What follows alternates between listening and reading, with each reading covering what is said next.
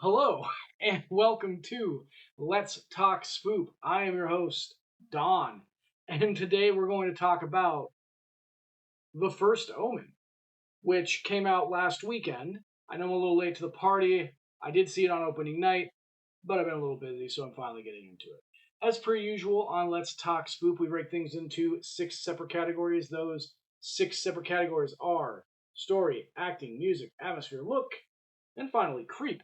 So, without further ado, let's go ahead and jump into The First Omen story. So, the story of The First Omen, it's a prequel to the Omen quadrilogy that already exists. This movie follows a nun in training named Margaret, who is in Rome. She came there from America, and she is going to take her vows to become a nun. And so she's just kind of working into that. She's working at a nunnery that's also a school and maybe an orphanage, where she gets introduced to her roommate, who is also a nun in training, who is a very beautiful, vivacious Italian woman who is out experiencing life to the fullest right before taking her vows. We get introduced to the nunnery as a whole, the Mother Superior. We get introduced to a cardinal who was the man who took her under his wing when she was young and kind of led her down the path that she's on. And then we also finally meet a little girl named Carmen who may or may not be the Antichrist. And that's kind of what the movie is about. It's about Margaret experiencing things, it's about whether or not this little girl is the Antichrist and some other random things. So I gave it a 3 out of 5. Mostly, I gave it a 3 out of 5 because we don't need another Omen movie. We didn't need an Omen prequel. This didn't really add that much to the existing Omen story, although they did leave an opening at the end to allow for them to kind of further expound on it. But overall, it wasn't really a necessary movie, so I give it 3 out of 5, even though I did enjoy it. Acting. So this movie stars Nell Tiger Free of Game of Thrones fame. That's her right there. She plays Margaret, and she absolutely nails the role of this kind of mousy, quiet, withdrawn woman who's starting to come into her own, who has her own ideas and thoughts, who also a bunch of spooky crap is happening to. I thought she did a wonderful job. I thoroughly enjoyed her performance. Bill Nighy plays the cardinal who brought her under his wing, brought her into the church. And if you told me that Bill Nighy showed me his picture and you're like, this guy's going to play a creepy cardinal, I'd be like, it's the guy. Perfect casting right there. He nailed it. Absolutely. This movie is also the debut of Nicole Srirachi. I think that's how you pronounce that. Who's this adorable little girl right here? Who is possibly the Antichrist in this movie. Not in real life, in this movie. And she nails the kind of scared girl who doesn't understand what's going on, but may also be evil that she is portraying. And I thought she did wonderful. And then finally, I'll have to talk about this. So on the left, we have Patrick Innocent. And on the right, we have On the left, we have Ralph Innocent. On the right, we have Patrick Troughton. Patrick Troughton and Ralph Innocent both play Father Brennan, and the casting was phenomenal.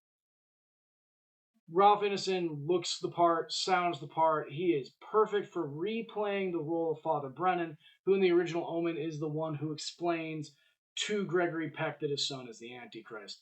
And I just wanted to show you both these guys, show you how they did really hard to kind of capture that look and how well done it was. So overall, if you can't tell, I loved the acting in this. I gave it a 4 out of 5. Music. The music was great. It really sets the tone. It really draws you in, and a lot of really great callbacks to the kind of sound mix and original sound of the original Omen. And so for music, I gave it a 4 out of 5. Atmosphere. The atmosphere in this movie is phenomenal. Like I said, I don't feel like we needed another Omen. I had no hopes going into this movie, but I did enjoy the Omen franchise, so I had to see it. So they got me. And they did not disappoint. I was completely engaged throughout this entire movie. I loved every moment of it. So for atmosphere, I got a 5 out of 5 because they absolutely nailed the atmosphere for this movie. Look, this movie's creepy. It's got some really good creepy imagery. It has a really disturbing birth sequence in it. Just overall, the look in this movie was phenomenal, and I was creeped out just from the imagery that they put in this. It had like a weird thing going on with some spiders for a little bit. So overall, look fantastic, 4 out of 5. And then finally, I love the Omen movies. The original Omen movie kept me up at night. I don't know why, but it creeped me out really bad. And this movie, I felt really captured that creepy essence that they were going for in the originals. And so I had to give it a 4 out of 5 because I overall found this movie to be creepy.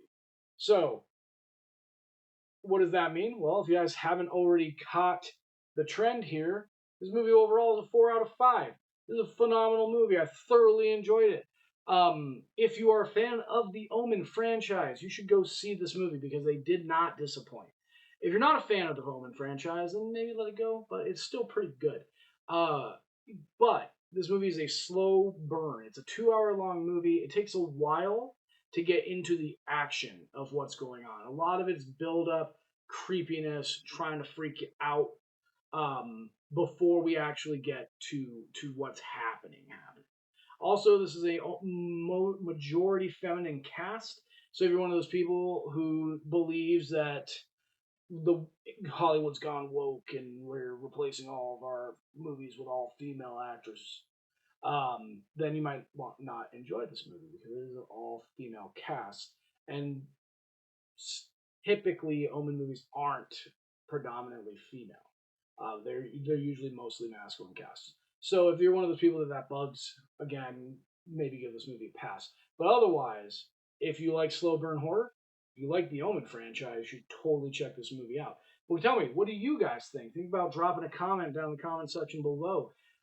If you like my movies or my videos, think about liking, commenting, subscribing, maybe. Feed that algorithm, help us to build this channel. We need about 700 more subscribers by the end of the year to hit our goal of 5,000, at which point I will be doing a special video, and we might actually do a group video finally with the 3 of us, which would be phenomenal. I can't make any promises, but that is in the works if we get enough subscribers.